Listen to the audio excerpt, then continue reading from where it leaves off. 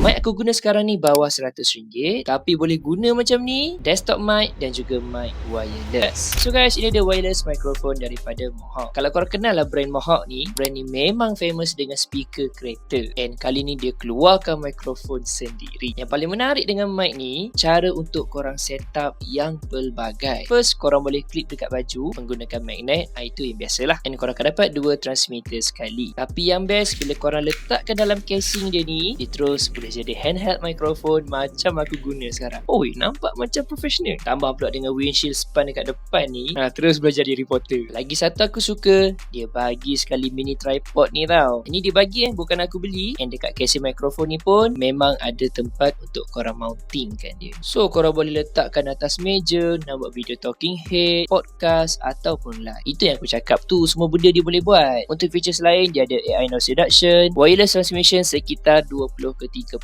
meter, and bateri dia boleh tahan sampai 9 jam. And size mikrofon dia pun sangat kecil, korang tengok. Berat dia 8 gram je tau. So memang best lah kalau pakai kat baju. And satu benda praktikal ada pada mikrofon ni, receiver dia adalah magnetic yang korang just letakkan saja dekat belakang ni. So memang susah nak hilang, magnet dia pun kuat. Benda ni nampak kecil je tau, tapi memang function. Dari segi sound quality dia pula, korang boleh dengar sekarang sepanjang video ni dirakam menggunakan mikrofon ni. So cuba korang komen, okey ke tak? Bagi aku di bawah RM100 and dengan function semua yang dia bagi macam ni, acceptable. Sebab ada brand lain yang buat konsep mic macam ni tapi harga 3 ke 400. Korang tahu brand mana kan? So untuk korang yang baru berjinak-jinak untuk buat konten and nak cari mic yang fleksibel, serius aku boleh recommend yang ni untuk korang. So guys, macam biasa, kalau korang nak link, aku sediakan dekat bawah.